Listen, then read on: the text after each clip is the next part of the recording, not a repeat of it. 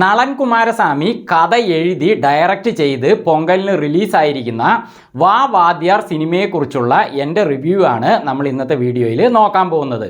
അപ്പോൾ ഇതിൽ അഭിനയിച്ചവരെ കുറിച്ചും ഇതിലെ മറ്റ് ഡിപ്പാർട്ട്മെൻറ്റുകളെ കുറിച്ചൊക്കെ ഞാൻ പിരിച്ച് മേയാൻ പോവുകയാണ്.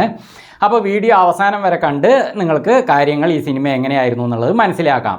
അപ്പോൾ ഈ ചാനൽ സബ്സ്ക്രൈബ് ചെയ്തിട്ടില്ലാത്തവർ സബ്സ്ക്രൈബ് ചെയ്ത് ഞങ്ങളോടൊപ്പം കൂടാം. അപ്പോൾ ഞങ്ങളുടെ വീഡിയോകളൊക്കെ യൂട്യൂബിൽ പെട്ടെന്ന് നിങ്ങൾക്ക് ലഭിക്കുന്നതാണ്. അതേപോലെ ഈ വീഡിയോയ്ക്ക് ഒരു ലൈക്കൊക്കെ ആവാം. നളൻ കുമാരസ്വാമി ഒരു വെറൈറ്റി ആയ ഒരു സംഭവമാണ് കേട്ടോ ഈ സിനിമയിൽ ചെയ്തു വെച്ചിരിക്കുന്നത്. നമ്മൾ ഈ സിനിമ കണ്ടുകൊണ്ടിരിക്കുമ്പോൾ എന്തുകൊണ്ട് ഇങ്ങനെ ഒരു കഥ മറ്റൊരു കഥാകൃത്തുക്കൾക്കും എഴുതാൻ ഇതുവരെ തോന്നിയില്ല എന്ന് ഈ ഒരു കഥാകൃത്ത് നമ്മളെ തോന്നിപ്പിക്കുകയാണ്. കാരണം ഇതിൻ്റെ ആരംഭം മുതൽ അവസാനം വരെയും മക്കൾ തിലകം, പുരട്ചി തലൈവർ എന്നീ നാമധേയങ്ങളിൽ അറിയപ്പെടുന്ന തമിഴ് ജനതയുടെ ഹൃദയത്തിൽ ഇന്നും നിലനിൽക്കുന്ന MG രാമചന്ദ്രൻ അഥവാ MGR ഈ സിനിമയിലുണ്ട് എന്നുള്ളതാണ് ഈ സിനിമയുടെ ഏറ്റവും വലിയൊരു പ്രത്യേകത. അദ്ദേഹവും ഇതിൽ ഒരു നായകനാണ്. അപ്പോൾ നളൻ കുമാരസ്വാമി പുള്ളിയെ എങ്ങനെയാണ് ഇതിൽ കൊണ്ടുവന്നിരിക്കുന്നതെന്ന് വെച്ചാൽ അദ്ദേഹത്തിൻ്റെ നോട്ടം, ഭാവം, സംസാര രീതി, അതേപോലെ അദ്ദേഹത്തിൻ്റെ ആദർശങ്ങൾ, സ്വഭാവം, അതേപോലെ ചിന്തകൾ, അതേപോലെ ആക്ഷൻ രീതി എല്ലാം തന്നെ അതേപോലെ തന്നെ പുള്ളി ഇതിൽ കൊണ്ടുവന്നിരിക്കുകയാണ്. അതായത് ചുരുക്കി പറഞ്ഞ MGRൻ്റെ ആ സവിശേഷതകൾക്ക് യാതൊരു കോട്ടവും തട്ടാത്ത രീതിയിലാണ് പുള്ളി ഇതിൽ MGRനെ കൊണ്ടുവന്നിരിക്കുന്നത്. ആ കാര്യത്തിൽ നളൻ കുമാരസ്വാമിയെ സമ്മതിച്ചിരിക്കുന്നു. അല്ലെങ്കിൽ MGRനെ ഇതിൽ കൊണ്ടുവന്നിട്ട് അയ്യേ ഇതെന്ത് ഇയാൾ ഇങ്ങനെ MGRനെ കാണിച്ചു കൂട്ടിയിരിക്കുന്നത് എന്ന് തോന്നിപ്പോകുന്ന രീതിയിലല്ല പുള്ളി അത് ചെയ്തിരിക്കുന്നത്. അതുകൊണ്ട് തന്നെ ആ കാര്യത്തിൽ പുള്ളിയെ സമ്മതിച്ചിരിക്കുന്നു. എന്നാൽ സിനിമ എങ്ങനെയായിരുന്നു എന്നുള്ളതൊക്കെ ഞാൻ അവസാനം പറയാം.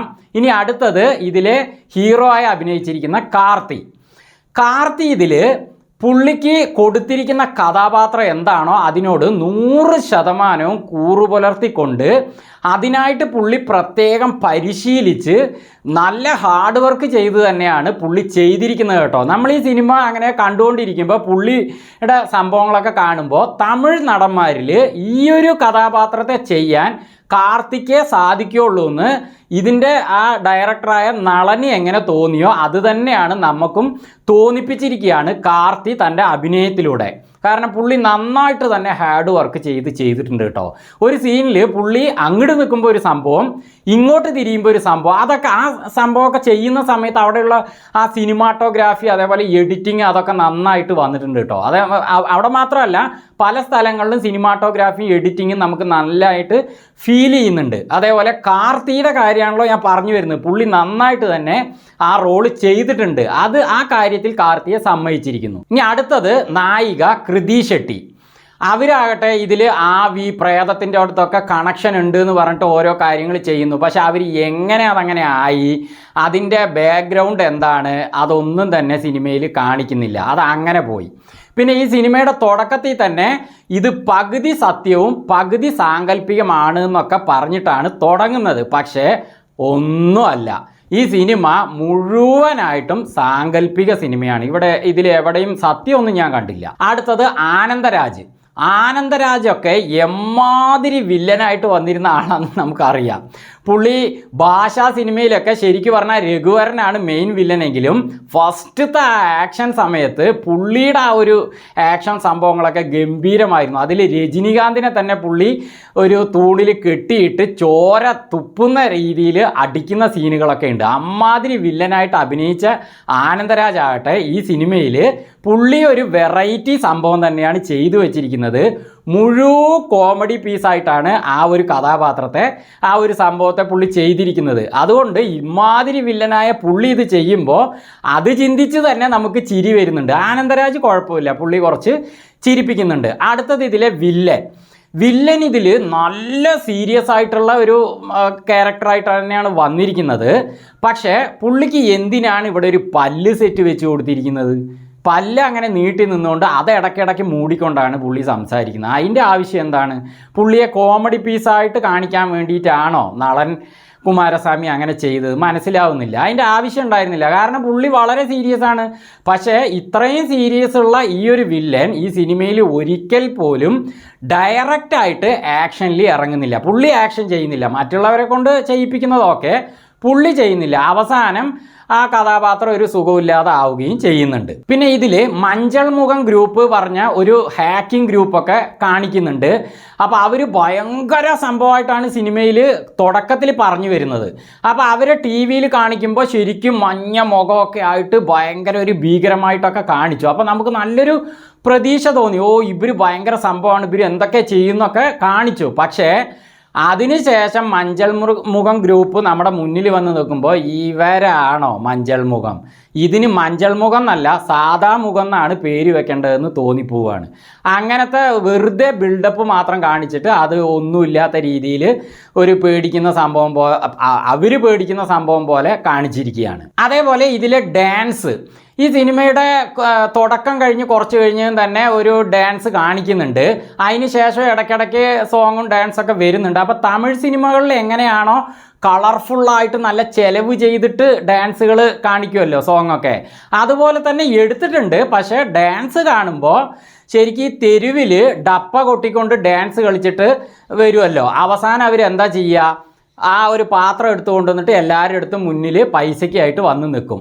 അതിൻ്റെ ഒരു കുറവ് മാത്രം ഉള്ളതായിട്ടാണ് തോന്നിയത്. കാരണം അതുപോലെയാണ് കാർത്തി ഇതിൽ അങ്ങോട്ടൊരു ചാട്ടം ഇങ്ങോട്ടൊരു ചാട്ടം എന്നൊക്കെ പുള്ളി ഡാൻസ് കളിക്കുന്നത്. അത് ശരിക്കും പറഞ്ഞാൽ നമ്മളെന്തോ ഇതിൽ ഡാൻസ് വേണമെന്ന് ചോദിച്ച പോലെ പെട്ടെന്ന് ഡാൻസൊക്കെ കാണിച്ചിട്ട് ഒരു ശരിക്കും പറഞ്ഞാൽ ഡാൻസിൻ്റെ ആവശ്യമേ ഇല്ലായിരുന്നു എന്ന് തോന്നിപ്പോയി. അതും ഞാൻ നേരത്തെ പറഞ്ഞ ഡാൻസ് കുറച്ച് നേരെ കാണിക്കുന്നുള്ളൂ.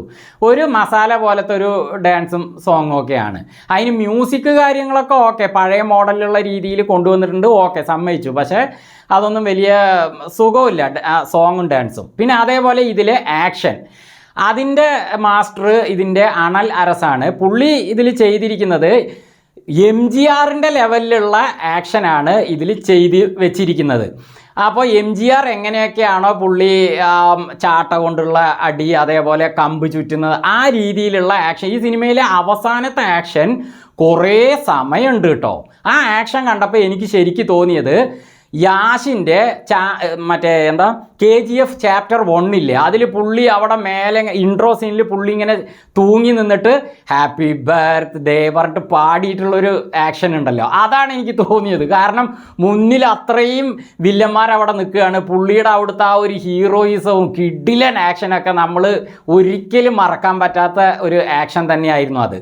അതിനോട് ഈ ആക്ഷനെ താരതമ്യം ചെയ്യാൻ പറ്റില്ലെങ്കിലും ആ രീതിയിൽ കുറേ വില്ലന്മാർ വന്നിട്ട് ഇറങ്ങിയും കൊണ്ടുള്ള ഒരു ആക്ഷൻ തന്നെയാണ് അവസാനം കാണിക്കുക. അതിൽ കാർത്തി നല്ല പണിയെടുത്തിട്ടുണ്ട് കേട്ടോ. ആ കമ്പ് ചുറ്റും അതുപോലത്തെ ഉള്ള സംഭവങ്ങളൊക്കെ പുള്ളി നന്നായിട്ട് പണിയെടുത്ത് തന്നെ ചെയ്തിരിക്കുന്നതെങ്കിലും ആ കാർത്തിയുടേതായ രീതിയിലുള്ള ആക്ഷൻ ഈ സിനിമയിൽ എവിടെയും അങ്ങനെ കാണുന്നില്ല. പുള്ളി ഒരാളെ ഒരു മുഖത്തേക്ക് ഒരു അടി കൊടുക്കുന്നുണ്ട് എന്നല്ലാതെ പുള്ളിയുടെ രീതിയിലുള്ള വെയിറ്റുള്ള അടിയില്ലേ, അത് കാണുന്നില്ല. എന്നാലും അവസാനത്തെ ആക്ഷൻ നന്നായിരുന്നു കേട്ടോ. കുറേ നേരമുണ്ട്, കുഴപ്പമില്ലായിരുന്നു. എന്നാൽ ഇന്നത്തെ ജനറേഷൻ അനുസരിച്ച് അത് വന്നിട്ടില്ല. ഒന്നുമില്ലെങ്കിൽ ഇതിൽ വന്നിരിക്കുന്ന ആ കഥാപാത്രത്തെ ഇന്നത്തെ ജനറേഷൻ്റെ രീതിയിലും കൂടി കാണിച്ചുകൊണ്ടുള്ളൊരു ആക്ഷൻ പോലെ വരാമായിരുന്നു. ഇതിൽ തോക്ക് സംഭവങ്ങളൊന്നും എവിടെയും അങ്ങനെ കാണിക്കുന്നില്ല, വെറുതെ കുറച്ച് ആയുധങ്ങൾ അങ്ങനെ. എന്നാലും ആ ലാസ്റ്റത്തെ ആക്ഷൻ കുഴപ്പമില്ലായിരുന്നു. അതേപോലെ സിനിമയിൽ ഇടയ്ക്കൊക്കെ ആക്ഷൻ ഉണ്ട്. അത് ഈ തമിഴ് ജനതയുടെ ഹൃദയത്തിൽ നിൽക്കുന്ന ഒരാൾ എന്ന നിലയ്ക്ക് കാണുമ്പോൾ കുഴപ്പമില്ല. ഇനി സിനിമയുടെ കഥയിലേക്ക് വരികയാണെങ്കിൽ ഈ സിനിമ എന്താണ് നളൻ കുമാരസ്വാമി ചെയ്തു വെച്ചിരിക്കുന്നത്? കുറേ കോമഡി ആയിട്ട് സിനിമ എടുത്തു വെച്ചിരിക്കുന്നു, കുറച്ച് സീരിയസ് ആയിട്ട് എടുത്തു വെച്ചിരിക്കുന്നു. ശരിക്കും പറഞ്ഞാൽ ഇറച്ചിക്കറി ആണോ എന്ന് ചോദിച്ചാൽ അല്ല, സാമ്പാറാണോ എന്ന് ചോദിച്ചാൽ അതുമല്ല. അതുപോലെ കോമഡി ആണെങ്കിൽ കോമഡി ഉണ്ട്, സീരിയസ് ആണെങ്കിൽ സീരിയസ്. അതുപോലെ ഒരു മസാല പടമായിട്ടാണ് പുള്ളി എടുത്തു വെച്ചിരിക്കുന്നത്. ഒന്ന് കോമഡിയുടെ ജോണറിൽ പോകണം, അല്ലെങ്കിൽ സീരിയസ് ആയിട്ട്. ഈ സിനിമ ശരിക്കും എങ്ങനെ കഥ എഴുതാമായിരുന്നു എന്ന് എൻ്റെ അഭിപ്രായത്തിൽ പറയുകയാണെങ്കിൽ വളരെ സീരിയസ് ആയിട്ട് ഈ കഥ എടുക്കാമായിരുന്നു. കാരണം എന്താണെന്ന് വെച്ചാൽ ഇതിൽ കൊണ്ടുവന്നിരിക്കുന്ന കഥാപാത്രം അത്രയും പവറായിട്ടുള്ള കഥാപാത്രമാണ്, MGR ആണ്. അപ്പോൾ അദ്ദേഹത്തെ കൊണ്ടുവരുമ്പോൾ ഇതിൽ ആദ്യം തന്നെ ഒരു കഥാപാത്രം നമ്മുടെ ഹൃദയത്തിൽ തങ്ങി നിൽക്കുന്ന പോലെ ഭയങ്കര സെൻറ്റിമെൻറ്റ്സ് ഒക്കെ അഭിനയിച്ചിട്ട് ആ കഥാപാത്രം പെട്ടെന്ന് ചില സംഭവങ്ങളാൽ മരണപ്പെടുകയോ അങ്ങനെ എന്തെങ്കിലും സംഭവിച്ച് നമുക്ക് ഭയങ്കര സങ്കടം തരികയും അപ്പോൾ നമ്മുടെ MGR അവിടെ രംഗപ്രവേശം ചെയ്യുകയും ചെയ്യുകയായിരുന്നെങ്കിൽ ഒന്നുകൂടി നമുക്കിത് ടച്ചിങ് ആയി തോന്നുമായിരുന്നു. ഇനി അതല്ലെങ്കിൽ വേറൊരു സംഭവം ചെയ്യുക, ഈ സിനിമയുടെ കണ്ടൻറ്റ് ഭയങ്കര കണ്ടൻറ്റായി ഇരുന്നിട്ട് അത് തമിഴ് അല്ലെങ്കിൽ ജനങ്ങൾ, ഈ സിനിമയിൽ വരുന്ന ജനങ്ങൾ ആരാണോ അവർ വല്ലാതെ അവരുടെ ജീവനും സ്വത്തിനും അപകടമുണ്ടാകുന്ന രീതിയിൽ അവർക്ക് മുന്നിലൊരു ചോദ്യചിഹ്നമായി നിൽക്കുമ്പോൾ അവർ ചോദിക്കുകയാണ്, ഞങ്ങളെ രക്ഷിക്കാൻ ഇനി ആരുമില്ലേ എന്ന് ചോദിക്കുമ്പോൾ നമ്മുടെ നായകൻ MGR അവിടെ വരികയായിരുന്നെങ്കിൽ, അതേപോലെ അദ്ദേഹം അതിനനുസരിച്ച് ഇതിൽ കാര്യങ്ങൾ ചെയ്യുകയായിരുന്നെങ്കിൽ ഈ സിനിമ ടച്ചിങ് ആകുമായിരുന്നു. ഇത് വെറുതെ മസാല പോലെ കോമഡി, ഡാൻസ്, അതിൻ്റെ ഇടയ്ക്ക് പ്രേതം, പിന്നെ ഇങ്ങനെ ആക്ഷൻ എന്തൊക്കെയോ കാണിച്ചു കൂട്ടി വെച്ചിരിക്കുകയാണ്. അതുകൊണ്ട് ശരിക്കും പറഞ്ഞാൽ സിനിമ ഒരു സുഖവുമില്ല. ഞാൻ നേരത്തെ കുറേ പോസിറ്റീവ് കാര്യങ്ങൾ പറഞ്ഞുവല്ലോ, അതൊക്കെ ഓക്കെ ആണെങ്കിലും സിനിമ കണ്ടിറങ്ങുമ്പോൾ ഇത് എന്ത് സിനിമ എന്ന് തോന്നിപ്പിക്കുകയാണ്. അതേപോലെ സിനിമയുടെ എൻഡിലും എന്തോ ഒരു ടൈറ്റിലൊക്കെ എഴുതി വരുന്നുണ്ട്. അതെന്താ നിങ്ങൾ സിനിമ കണ്ട് മനസ്സിലായി. അപ്പോൾ ഈ സിനിമയ്ക്ക് കാർത്തിയിൽ എന്താണോ അതാണ് ടൈറ്റിൽ, ഇനി പുള്ളി എങ്ങനെയാണെന്നുള്ളതാണ് വന്നത് എന്ന് നമുക്ക് തോന്നിക്കുന്ന രീതിയിലാണോ അല്ല ഈ സിനിമയ്ക്ക് പാർട്ട് 2 കാണിക്കാൻ വേണ്ടി അങ്ങനെ ഒരു ടൈറ്റിൽ കൊടുത്തോന്ന് അറിയില്ല. കാരണം ഇത് വിജയിച്ചാൽ ഇതിനു വേണ്ടി പാർട്ട് 2 എടുക്കാമല്ലോ, അതിൻ്റെ ഒരു ട്രിക്കാണെന്ന് തോന്നുന്നു.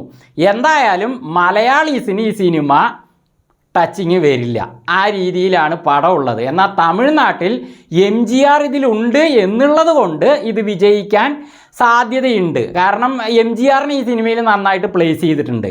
പിന്നെ മറ്റൊരു സംഭവം പറയുകയാണെങ്കിൽ നമ്മുടെ ജനനായകൻ വിജയുടെ, ദളപതി വിജയുടെ സിനിമ അവിടെ ഇറങ്ങിയിട്ടില്ല. അപ്പോൾ അതുകൊണ്ട് തന്നെ പരാശക്തി സിനിമയ്ക്ക് ശിവകാർത്തികേയനെതിരെ നന്നായിട്ട് ഡീഗ്രേഡിങ് നടക്കുന്നുണ്ട്, അവിടെ നെഗറ്റീവ് റിവ്യൂസ് നടക്കുന്നുണ്ട്. അപ്പോൾ ഈ സിനിമ അതിൻ്റെ ഒപ്പം ഇറങ്ങിയതുകൊണ്ട് ഈ സിനിമ നല്ല സിനിമയാണെന്ന് എല്ലാവരും പറഞ്ഞാൽ ഓട്ടോമാറ്റിക്കായിട്ട് പരാശക്തി അവിടെ ഡൗൺ ആക്കാമല്ലോ.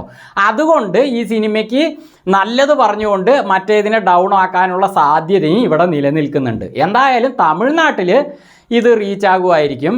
നമുക്കൊന്നും, എൻ്റെ അഭിപ്രായത്തിൽ ഈ സിനിമ ഒരു ചുക്കിനും ചുണ്ണാമ്പിനും കൊള്ളാത്ത രീതിയിൽ ഈ നളൻ കുമാരസ്വാമി ചെയ്തു വെച്ചിരിക്കുകയാണ്. ശരിക്കും നന്നാക്കി എടുക്കാമായിരുന്നു. നല്ല നല്ല സംഭവങ്ങൾ ഈ സിനിമയിൽ പുള്ളി കൊണ്ടുവന്നിട്ടുണ്ട്.